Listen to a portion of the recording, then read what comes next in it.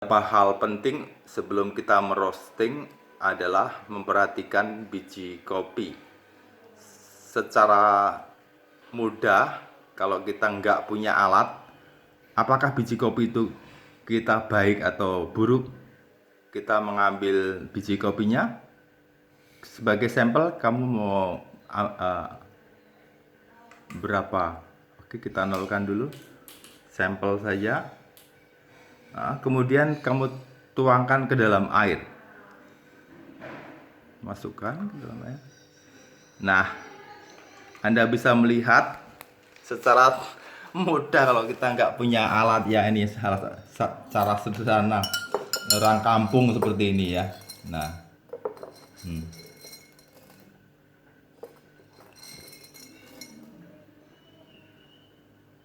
Tiga nih belum, tiga yang bagus berarti. 4 ya. 4 ya. Yang satu masih Bagus semuanya, enggak lah, satu yang jelek. Kita bandingkan. Jadi tidak semua kopi yang kita mau roasting itu kualitasnya bagus. Salah satu ciri bin kita bagus, dia adalah tenggelam ya. Berarti dia sudah tua. Nah, kita akan membedah apa perbedaan yang tenggelam ini dengan yang mengapung. Memakai ini pisau, silahkan diambil dulu, dibedah. Cara membedahnya tengah gini ya. Nah. Jangan miring. Nah, lurus pegang, dipegang. Nah, oke. Yang lurus. Oke. Kita lihat nih. Tuh, dalamnya, bagian dalamnya. Satu lagi, ambil yang tenggelam.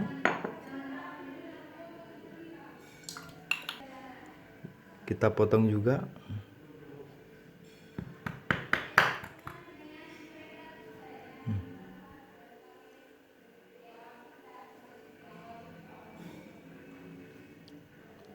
Ini lebih banyak rongganya di dalam ini, yang hitam ini, keliling ini, setengah lingkaran. Ini lebih padat. Kita perhatikan, blur ya.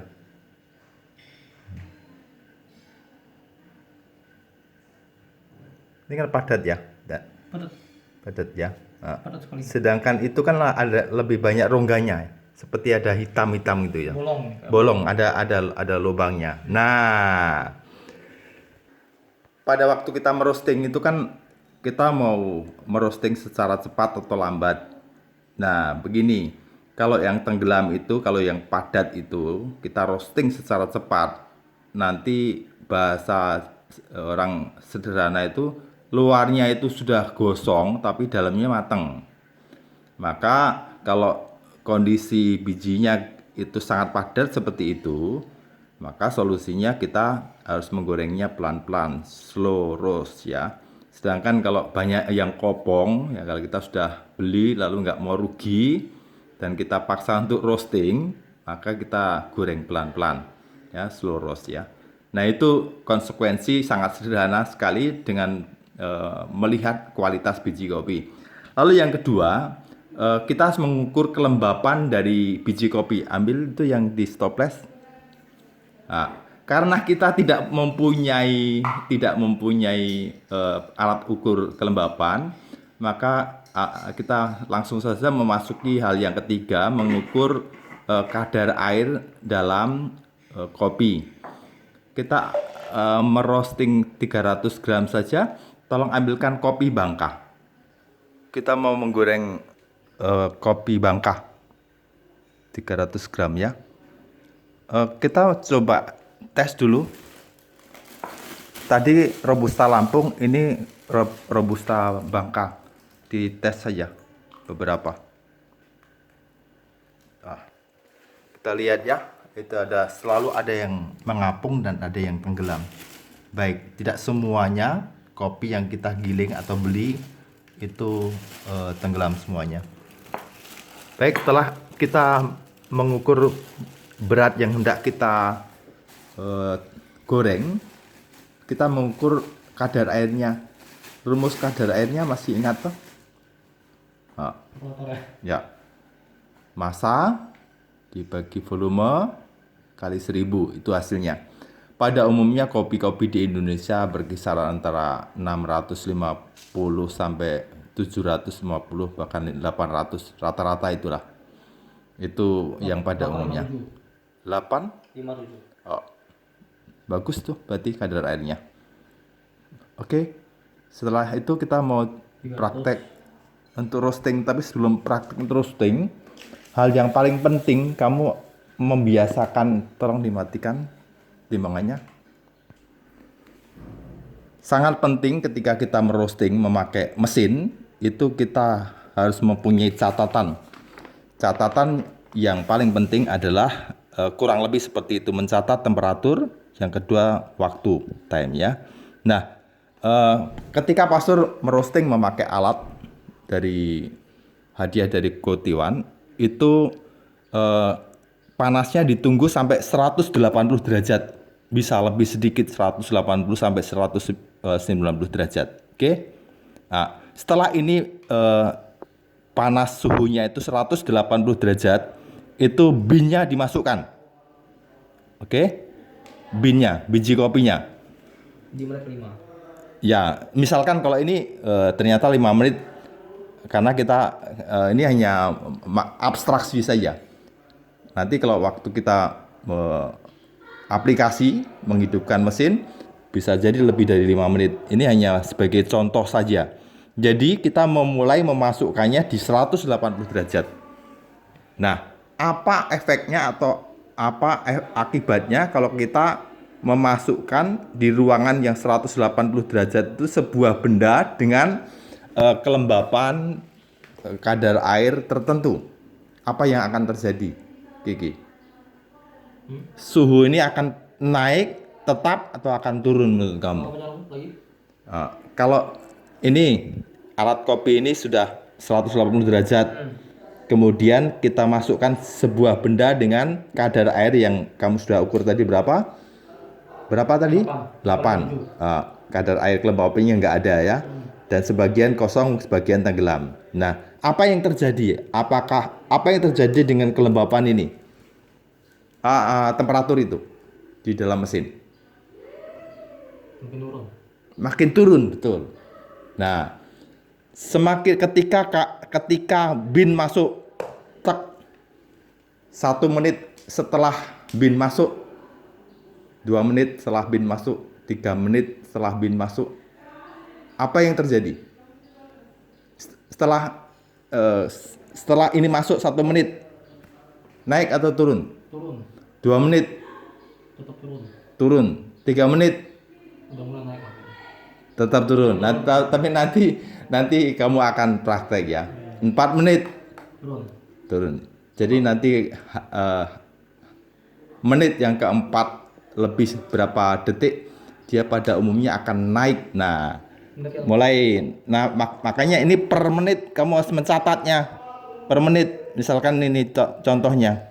Derajatnya turun sampai berapa? Ini menit pertama. Menit pertama.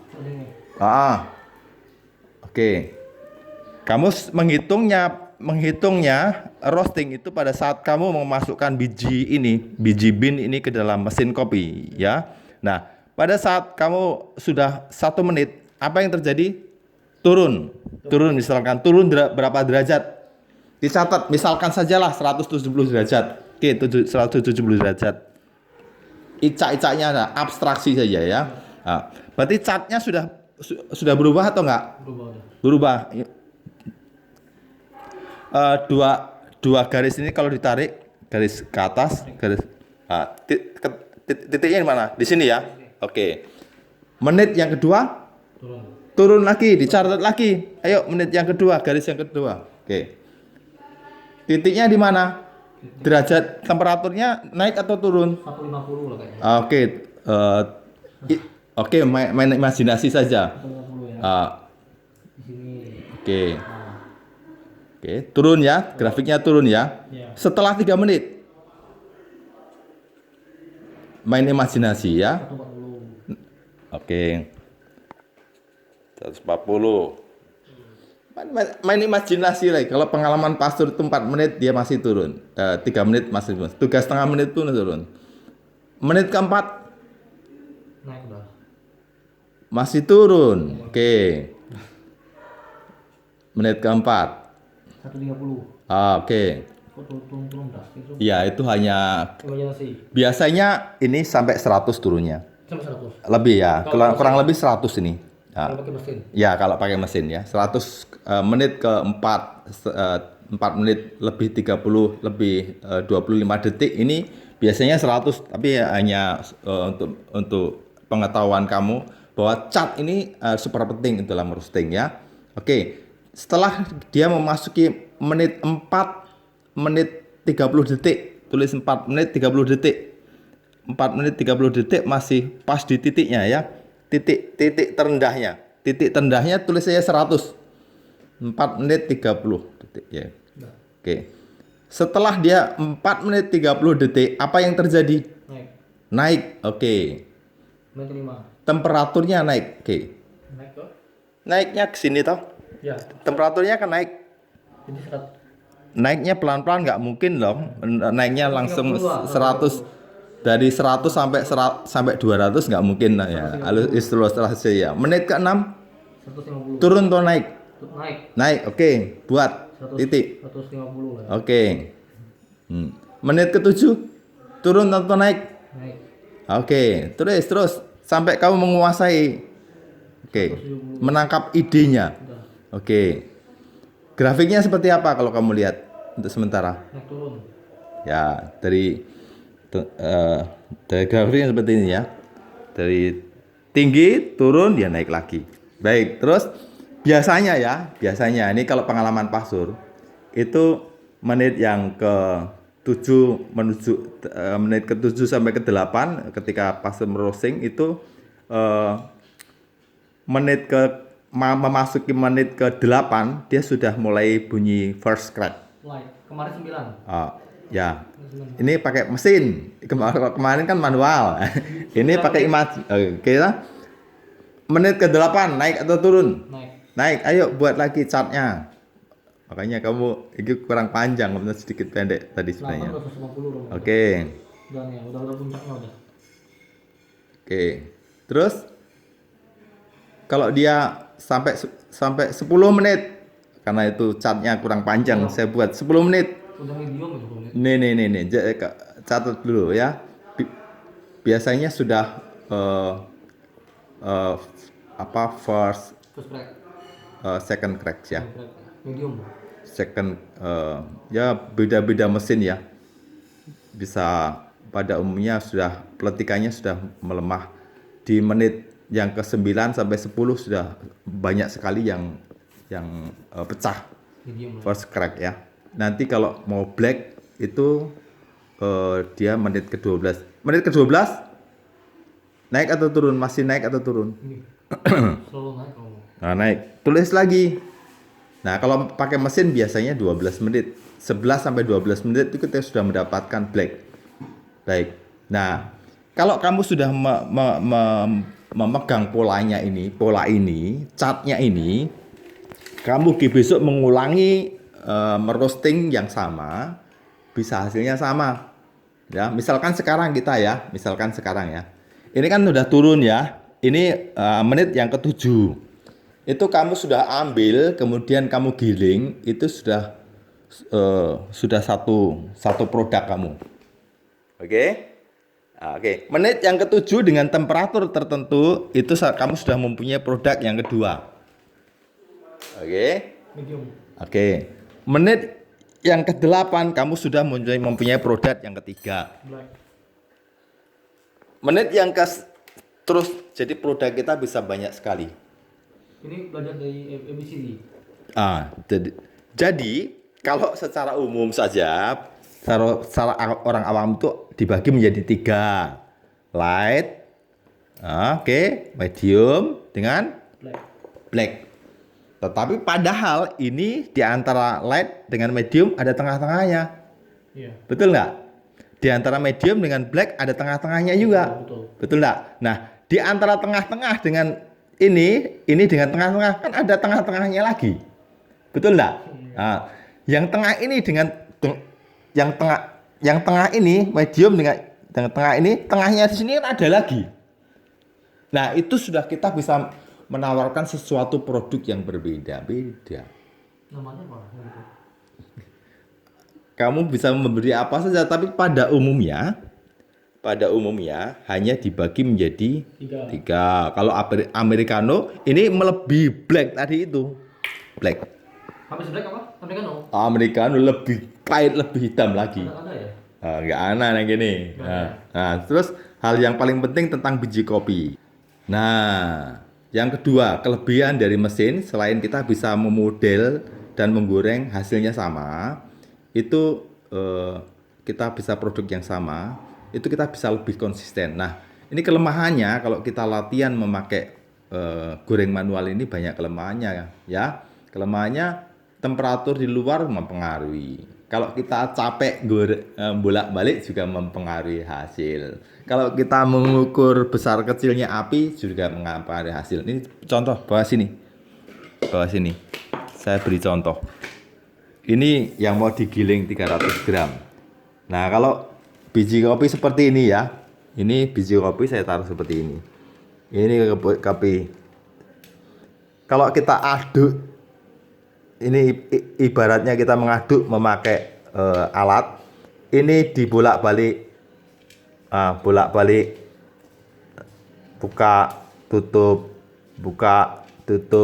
Sedangkan ini diam saja, tentu hasilnya berbeda ini dengan ini. Betul. Nah, ketika kita malas ngaduk, ini yang diaduk terus, ini bolak-balik, buka tutup.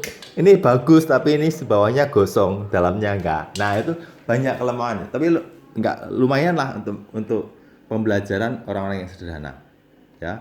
Yang kedua, yang penting kita mengerti pola-polanya dan hal-hal yang terpenting dalam roasting. Mari kita mau praktek ini.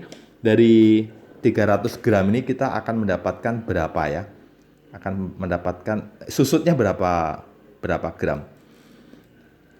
Pelajaran hari ini kita mau praktek untuk meroasting black roast. Silakan saudara Yosep Kiki akan membantu kita untuk meroastingnya. Ya. Setelah digoreng selama berapa menit, Kiki? Totalnya 46. 46 menit. Hasilnya seperti ini. Menurut Kiki itu sudah black roast. Kita dinginkan untuk sementara waktu, menggoreng secara manual ya. Setelah kita keluarkan dari penggorengan itu ke tampah, nggak ada kipas angin alami. Kita tunggu temperatur biji kopi lebih kurang sama dengan temperatur di suhu udara di sekitar kita. Setelah itu kita masukkan ke dalam plastik ini. Ini plastiknya sudah disediakan. Ini yang medium ini, yang kemarin latihan.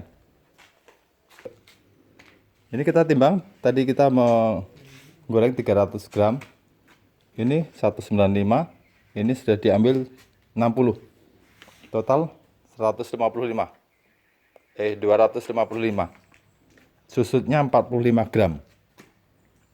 Mari kita meroasting dari masing-masing ini. Light, medium, dan black. Ini masukkan ke plastik dulu ini. Masuk ini ya. Di depan ini adalah karya pelatihan Yosep Kiki. Ini Pastor sediakan di dalam plastik. Ini yang pertama ya. Iya, betul. Ini yang level apa nih? Ini light robusta Lampung. Oh, yang kedua? Medium robusta Lampung. Oh, yang ketiga? Yang ini black robusta Bangka dan yang ini black robusta Lampung. Apa perbedaan dari light, medium, dan black? Dari ciri fisiknya apa bedanya? Warnanya masih Warnanya beda ya? ya. Oke. Setelah kamu melihat ada perbedaan, coba sekarang kita grinder, giling, dan nanti kita lihat hasil gilingannya ini secara fisikal. Kita dekatkan. Blur ya.